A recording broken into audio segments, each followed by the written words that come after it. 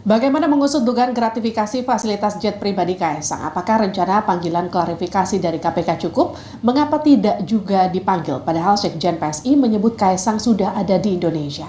Kami bahas bersama pakar hukum pencucian uang Yenti Ganarsih. Kami juga telah menghubungi perwakilan dari PSI tapi tidak mengonfirmasi kehadiran. Selamat malam Mbak Yenti. Selamat malam, Mbak. Mbak Yenti, kalau gini, ada dua persepsi di publik. Satu menyatakan Kaisang bukan penyelenggara negara sehingga tidak bisa kemudian diperiksa KPK atas dugaan gratifikasi. Satu lagi menyatakan seperti Zainur Rahman yang menyatakan gratifikasi tidak harus dikenakan kepada penyelenggara negara, tapi juga bisa kepada keluarga penyelenggara negara, dan kasus ini sudah biasa ditangani di MA gitu. Jadi Mbak Yenti, bagaimana kalau Anda mendudukan dua pandangan ini? Begini, kalau kita bicara gratifikasi, lihat undang-undangnya, memang gratifikasi itu, hadiah itu diberikan kepada penyelenggara negara dan pejabat publik. Itu memang aturannya begitu ya. Tapi kan ini kan hukum pidana itu kan melihat fakta yang ada ya. Fakta yang ada itu ada pemberian yang mencurigakan lah ya, yang aneh ya, yang sangat besar. Nah, ini harusnya diselidiki. Pemberian itu, yang memberikan fasilitas itu kan dari luar negeri, memberikan kepada Kaisang. Harus didalami, kan tidak mungkin tiba-tiba ada pemberian, itu tidak mungkin. Harus didalami, untuk apa, maksud apa yang memberikan itu kepada Kaisang. Kalau yang namanya gratifikasi itu kan ya itu tadi, saya yang tadi sampaikan Mas Zainur, mungkin gini ya, ada putusan itu kalau lewat menggunakan undang-undang gratifikasi memang pelakunya hanya pejabat negara atau pejabat publik. Pejabat negara diperluas sampai mana, pejabat publik juga, tidak hanya ASN dan sebagainya sesuai undang-undangnya. Tapi ini adalah yang diberikan ini ada nggak didalami, ada tidak hubungannya, dia punya hubungan dengan penyelenggara negara apa tidak, orang-orang terdekatnya. Karena ini kan modus ya, kita harus melihat jangan-jangan ini modus. Kemungkinan ini modus sebetulnya akan memberikan kepada penyelenggara negara itu untuk mengharapkan dapat sesuatu, atau sudah dapat sesuatu sebagai ucapan terima kasih. Ini justru yang harus didalami, karena yang menerima sekarang ini, yang menerima hadiah ini masih hadiah ya kan? Hadiah dalam hal biasa aja, hadiah.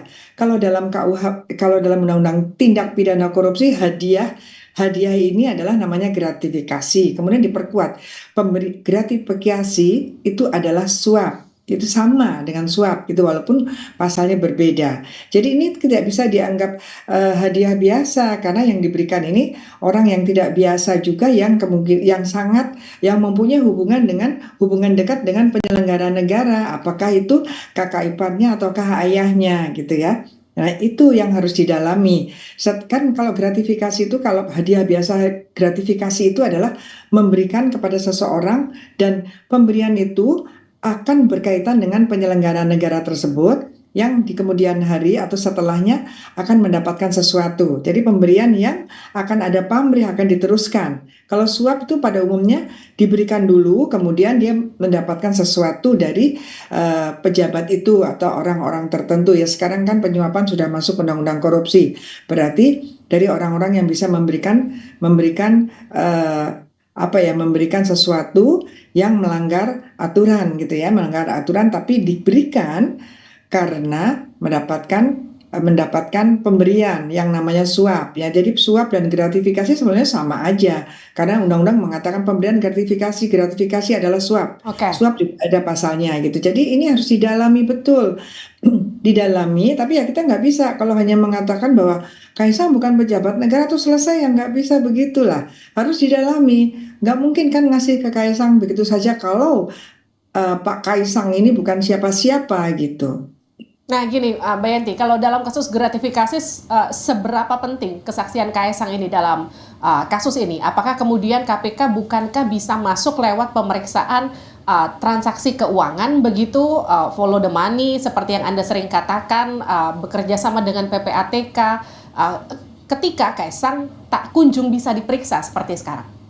Iya, sebenarnya kan PPATK sudah bisa kerjasama dengan PPATK, misalnya PPATK atau anti korupsinya Singapura waktu itu kan harusnya sudah bisa kerjasama, karena tidak mungkin ada perjalanan sewa menyewa atau apapun ya, pesawat itu walaupun kepunyaan seseorang, ketika dia akan pergi ke sana pasti ada dong ini untuk apa, bagaimana, dan itu pasti juga harus ada pajaknya. Apalagi sekarang kan ada private jet watch ya, itu di mana harus orang-orang siapapun yang menggunakan, perusahaan manapun menggunakan harus menggantikan karbon, eh, emisi karbon yang memang sudah mulai dilarang. Jadi pasti ada datanya, itu pasti ada. Meskipun katanya sekarang ini ada data yang tidak terbuka lagi, tapi itu sudah pasti ada. Jadi jadi ini bisa saja harusnya Kaisang ya dipanggil aja, tidak apa-apa Hmm, berkaitan dengan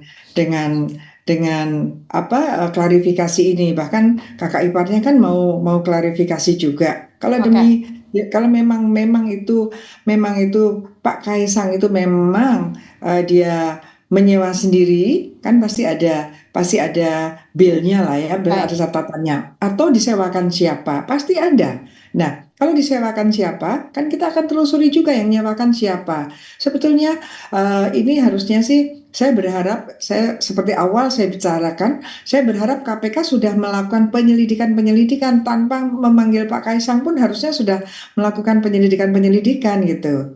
Nah, gini, Mbak Yenti, seberapa penting sebetulnya? Ini kan uh, kasus ini mencuat ketika ada postingan dari Erina Gudono begitu.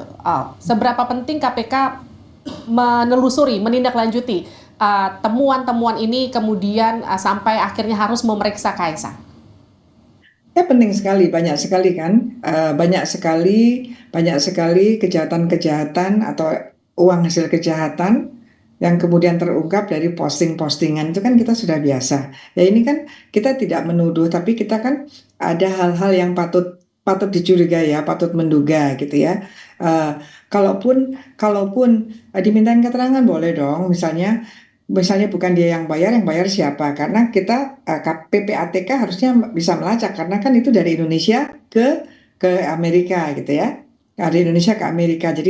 Jadi ada transaksinya itu berkaitan dengan orang yang akan berangkat, orangnya dari Indonesia. Itu harusnya sudah bisa terlacak gitu ya.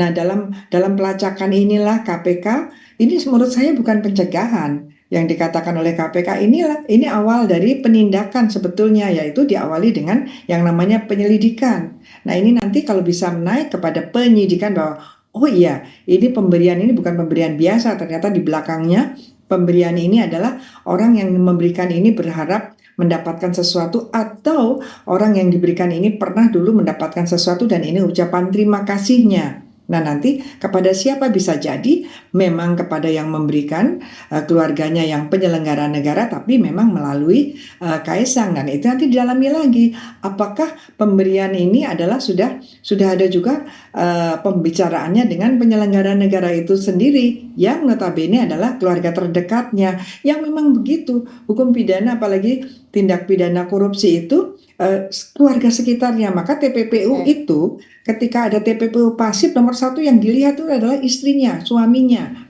keluarganya. Apakah uangnya mengalir ke sana? Sama dengan ini. Adakah ini modus bahwa sebetulnya yang akan diberikan gratifikasi itu adalah kakaknya misalnya, tapi lewat adiknya? Ini yang harus didalami. Tidak bisa lagi masyarakat harus disuruh menerima begitu saja bahwa tidak ada siapa yang tidak siapa maklum saja namanya juga pengusaha. Oke, pengusaha, tapi kan nanti kita bisa lihat Hmm. pengusaha ada pajaknya dan lain sebagainya gitu ya. Kalau kita memang punya semangat pemberantasan korupsi dan kemudian memang hukum memang akan ditegakkan terhadap siapapun tuh sama sesuai dengan konstitusi kita. Nah, Mbak Yenti, sekarang kan faktanya Kaisang masih sulit untuk diperiksa karena beberapa pihak mengklaim tidak tahu di mana keberadaan dari Kaisang. Bagaimana kemudian KPK menindaklanjuti ini? Ya, nggak mungkin lah di era seperti ini kok tidak diketahui keberadaannya, padahal itu juga bukan Baik, bukan nothing ya, itu orang penting lah di Indonesia oke. gitu ya, Jadi menjawab artinya aja. sebetulnya kalau mau gampang ya Mbak Yenti ya? Iya, dan itu Siap, jawaban yang tidak diketahui keberadaannya itu kan aneh gitu ya. Itu baik. jawaban yang yang sebaiknya tidak Oke. seperti itu gitu. Terima kasih Mbak Yanti sudah bergabung bersama kami di Sapa Indonesia Malam. Sehat-sehat selalu. Terima kasih.